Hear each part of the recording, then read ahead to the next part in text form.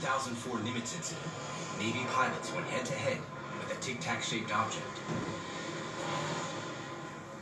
10 years later, the Roosevelt pilots say they encountered 3 different craft. A cube inside a sphere, a large disc-shaped UFO, and a smaller round object captured here. We used to call them Foo Fighters. That's what they used to call unidentified flying objects during World War II that the old guys saw. During the war, mysterious flying objects were reported by American pilots over Europe and the Pacific. These Foo Fighters were often described as small spheres, similar to what was seen by the Roosevelt pilots 70 years later. We seem to be dealing with more than one phenomenon. Where they're from, who's operating, what their intent is. Maybe there are in fact multiple sources that are competing and contending that are developing these craft.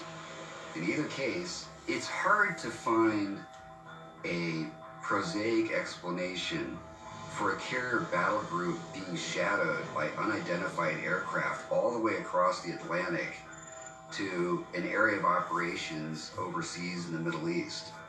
It makes an extremely compelling case for the existence of technologies that we didn't even think were possible. So, Jeff, we're going to play the video. I'd like your opinions on what we're seeing, play by play.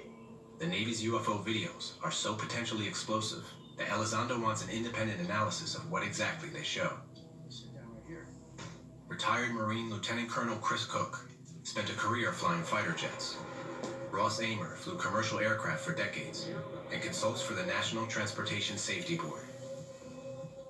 I don't want to give you too much information on these videos up front. I think it's important that we look at this information without too much background. Elizondo's already asked them to analyze the 2004 footage from the Nimitz, but now he wants their take on the 2 videos from the Roosevelt in 2015.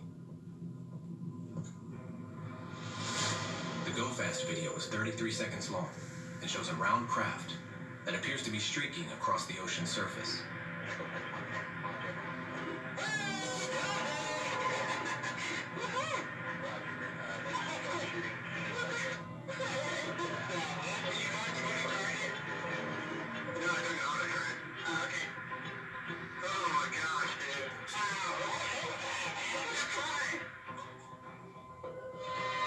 That thing is hauling That's ass. exactly my point. It's a little less than 2/3 the speed of sound.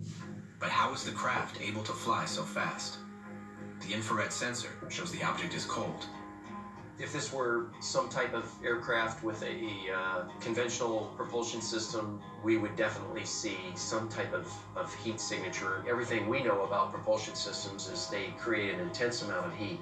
Typically, when an airplane moves out of the way or tries to maneuver or evade, it will typically go to full power.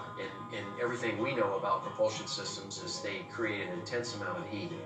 Afterburner, in particular for the F-18, can extend 30 feet behind the airplane.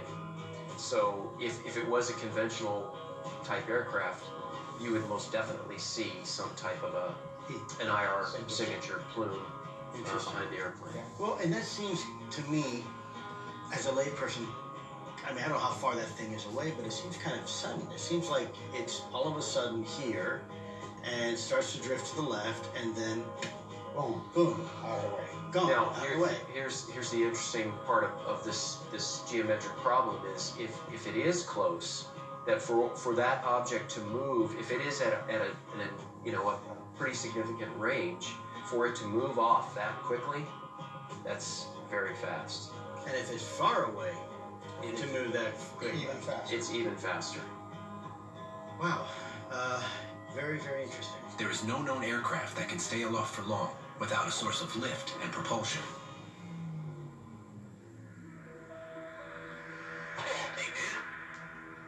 The gimbal video is even more baffling to the experts.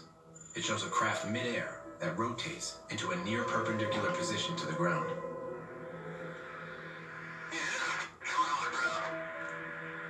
There's a whole fleet of them. Look on the thing. My gosh. They're all going against the wind. The wind's 120 knots to the west. Holy man. It's rotating. The strange way the object turns in mid-air confuses both experts. It is definitely rotating, it appears to be, or, changing angle of bank. And it appears to have stopped moving quickly across the horizon. And yet it doesn't lose any altitude. It doesn't seem to be dropping. Sadly, with all the experience that you think we have, I can't figure it out. Well, I certainly can, Chris. No, I have no idea. I've always kind of been skeptical about aliens and UFOs and things like that, but I've never seen anything remotely like what I saw today. I'm a lot more convinced now that these vehicles do exist. Coming up on Unidentified. First three words that spring to mind are bizarre, incredible, and unacceptable.